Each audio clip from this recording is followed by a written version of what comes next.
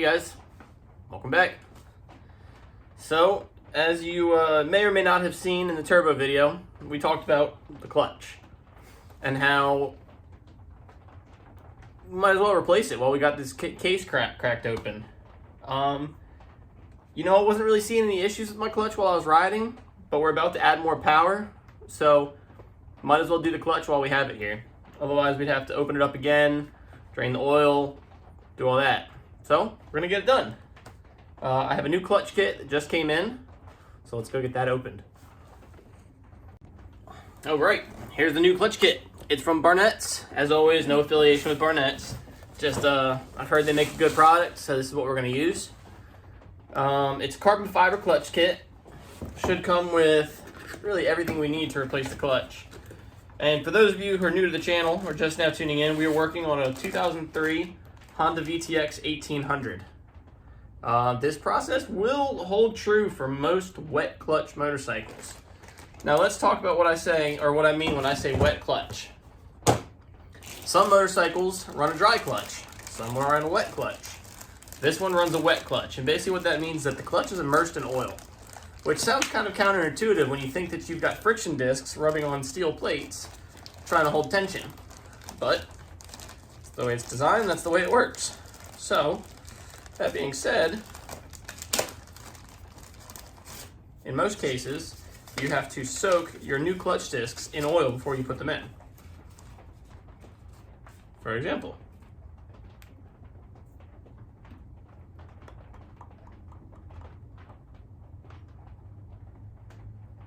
let's see.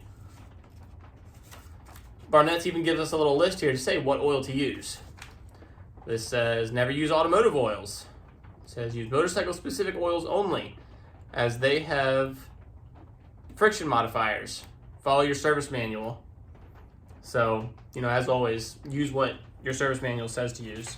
But this kit comes with everything we need. Comes with all of our new steel plates. So there is 1, 2, 3, 4, 5, 6, 7 steel plates. And then these are our actual friction discs. So as you can see, they have this material on them. And when that gets sandwiched between the steel plates, it causes friction, which then gives you your clutch. As you press on your clutch, it moves this whole basket outwards, relieves pressure on the plates against the springs that are in here, and allows you to shift your clutch. Or not shift your clutch, but disengage your clutch. Also, this kit comes with new springs. These springs do wear out over time. I don't have a whole lot of miles on this bike, but we'll just get it done. So, first things first, let's go get these friction plates in some oil to soak while we get this apart. Most places recommend 5 minutes to overnight. I don't like going overnight. I think that's too much. So I typically do it for about 30 minutes before installation. Again, check with your manufacturer, check with your service manual. So taking the clutch apart is actually real easy. All we're gonna do is just take these 6 bolts out that are holding the springs in, and the whole basket should just slide out. And when I say basket, I mean just this whole thing that's holding all these clutch discs together. There shouldn't be an orientation to them, but it's never a bad idea to keep them together so that you can see how they go back in. So let's get them apart.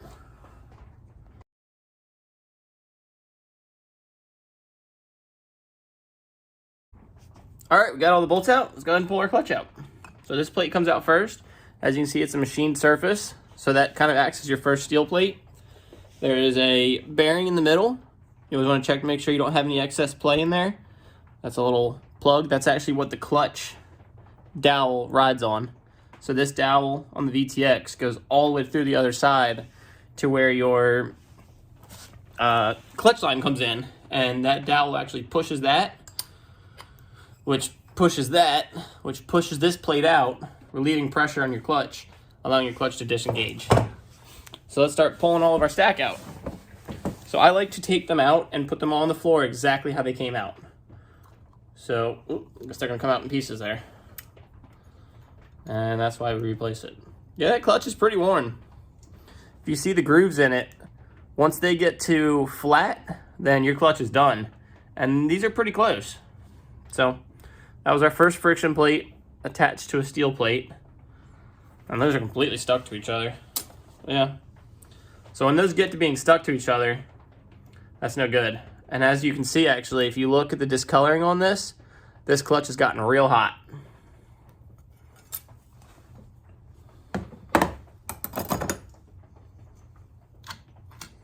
I always say you can tell a lot about your engine health by the clutch.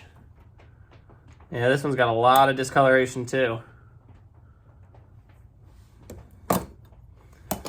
Good thing we got new steel plates.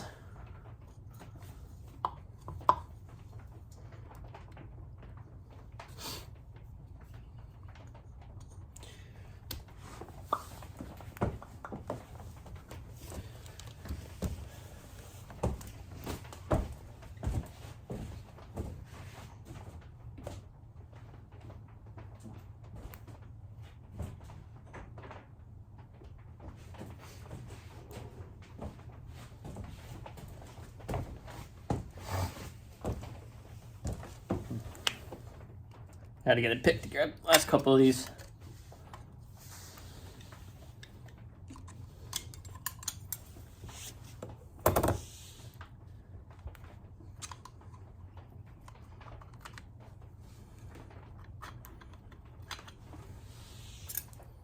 Yeah, and again, a lot of discoloration. So, I don't know if maybe I'm not riding how it wants to be ridden, but better get used to it with the turbo going in. But that is why we put a new high performance clutch in there. There's a big stack that just came out.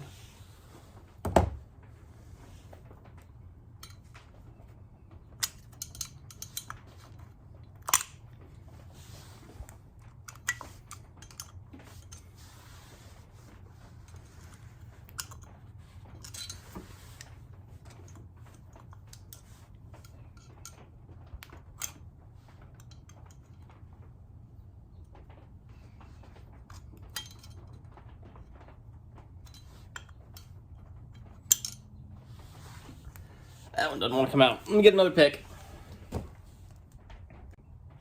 And that is our whole clutch pack.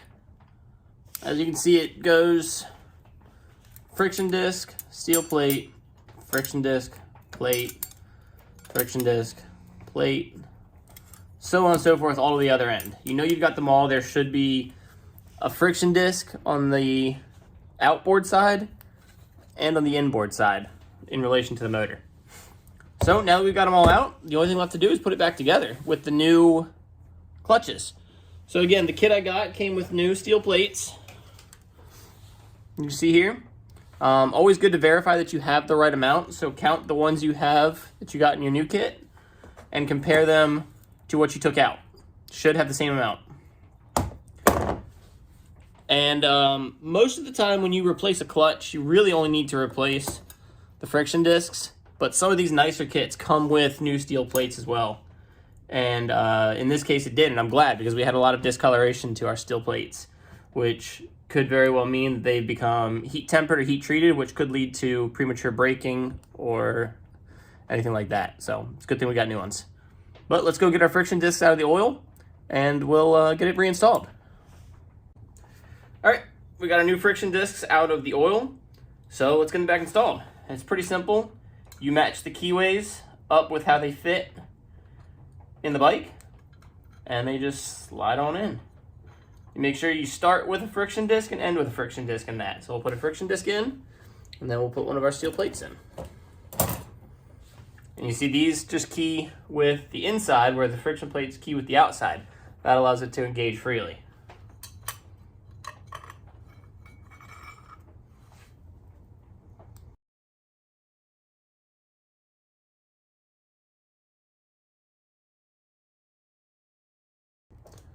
So, with all of the clutch discs installed, it's time to put, I'll call it the cap, but you see this has teeth on it as well, and this is just going to go right in there as well, engage into those teeth.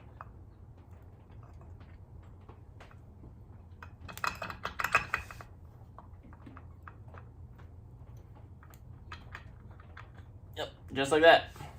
And then we'll put our springs in. So like I said, we got new springs with this kit. So those just go into these holes. It's expected that they stick out a little bit because you're going to need to run the bolts through them.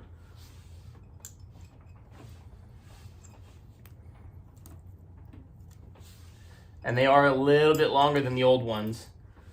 And that's okay. It's just going to give us a little more spring tension. Which is why this is a high performance clutch.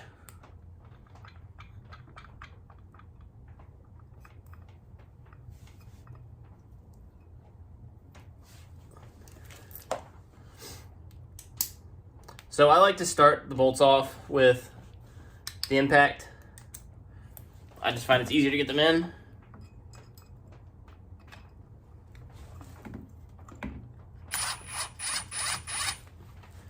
And again, we're not going too deep with them, just enough to get them started.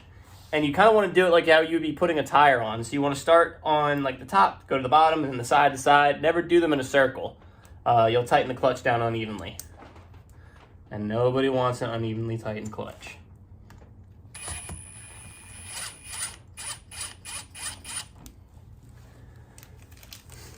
There is a torque spec for the final tightening on these, which we will get, because that is important. Too loose, your clutch isn't going to engage right. Too tight, it's going to stay engaged. Neither of which are ideal situations.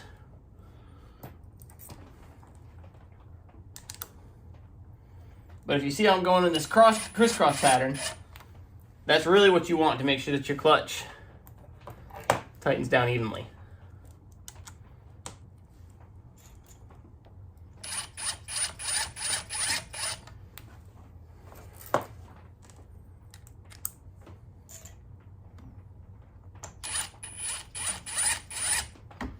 Alright, now that I've got them started, I'm going to take the impact and I'm just going to kind of go and just tighten them all down. Again, I'm not going to drive anything all the way home yet.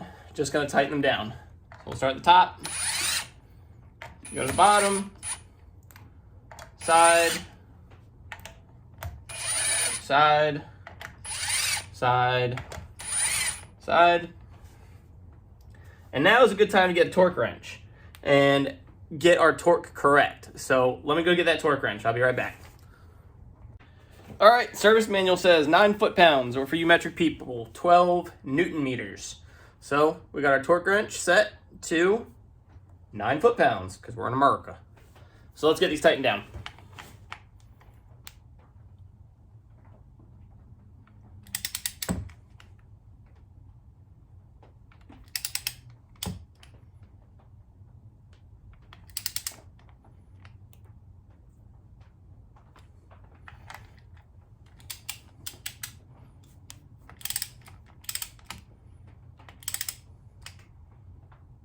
We'll get them all snug first, and then we'll actually take them to torque.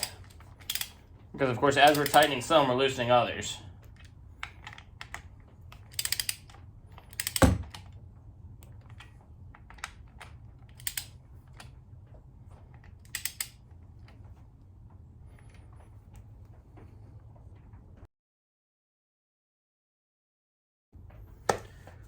Okay, they are all to torque. They're at 10 foot-pounds each. So we should be good to go. So the last thing we need to do for our clutch here is put our case back together. And I don't really think we need to put that on video. Pretty self-explanatory. We're just going to use that case sealant that we have, that we showed in the previous video. The stuff with the RTV. Sorry, can't talk. And of course, we want to make sure that this mating surface is real clean before we do it. And we'll put it on the case, slap the case up there, throw some bolts in it, send it home. But, thanks for hanging out with me. Again, this is for the 03 Honda VTX 1800, but it should work on just about any clutch system on a motorcycle that has a wet clutch. Just real simple, pull and replace. That's it. Anyways, thanks for joining. Keep riding. And if you haven't already, please like and subscribe. Later, guys.